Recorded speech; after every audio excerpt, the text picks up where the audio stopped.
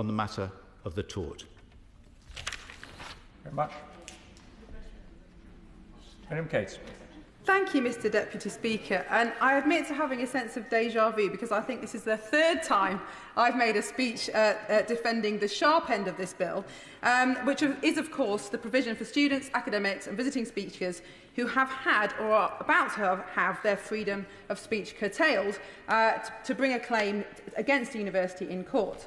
Now, of course, most cases can and will and should be settled through the Office for Students complaints process. But, of course, this could take months. So there will be circumstances when there needs to be quick recourse, for example, when a speaker is about to have their event cancelled the next day.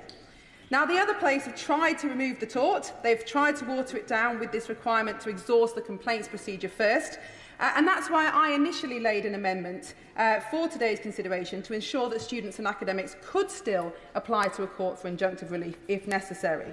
However, I'm very glad that the Government, the Minister, has laid its own similar amendment, and I've just withdrawn mine and, of course, will be supporting the Government.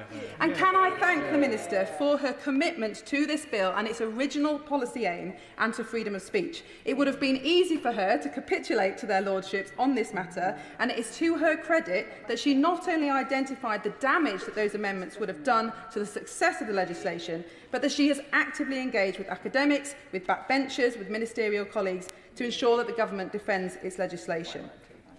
Because retaining the full use of this tort is vital to the success of the bill.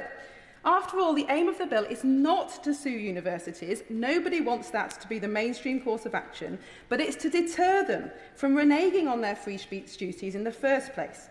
Essentially, we want the bill to have a deterrent effect, to help universities to stand up to those who wish to cancel certain viewpoints, by providing clear boundaries and swift consequences if they fail in the duty to free speech. Facing a long Office for Students complaint process is no deterrent against cancelling an event due to take place tomorrow, but the potential for court action is. So creating a liability risk for universities that neglect their free speech duties is the most effective way to ensure that free speech is always factored in, substantively, to decision-making. Now, I'm not a free speech absolutist, and of course there should be speech that is illegal, such as racist speech, inciting violence and the like. Everybody should take responsibility for what they say, and in my opinion, anonymous speech is largely a detrimental development in today's culture. But the freedom to voice opinions and present evidence, however controversial they may be, is a foundation of democracy. Authoritarian regimes, not democracies, censor speech. And when mainstream evidence-based views, such as the belief in the importance of biological sex, or that immigration should be limited, as my honourable friend, the member for Bracknell, was cancelled for last week, are being shut down in our universities, we have a problem that needs to be addressed. Because our brightest future minds, the young people in our universities, deserve to have an education that helps them to become robust, inquisitive, appropriately sceptical of new ideas. They will only become robust if they have the opportunity to hear a whole spectrum of opinions and ideas, and they can learn that being offended is not an injury, rather it is an opportunity to learn and mature. And we do our young people no favours by pretending that they need protecting from ideas and facts. And the honourable gentleman, the Shadow Minister, spoke about the mental health crisis that some of our students face, and I agree, there is a crisis in mental health in our young people.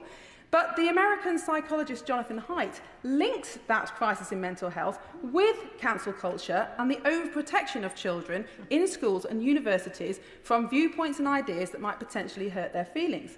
And actually, I believe, and this is what the book that this psychologist wrote confirms, is that being exposed early on to viewpoints that you may disagree with and may want to argue against helps you become robust and makes you less likely to be injured and have hurt feelings when you come across views that are different to your own. And those are the kind of people that we want to be the future leaders of society.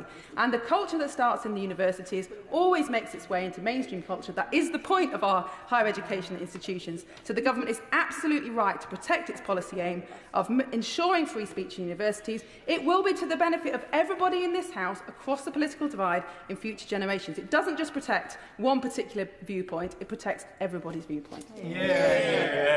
Benjamin O'Hara, you got on this one? With leave?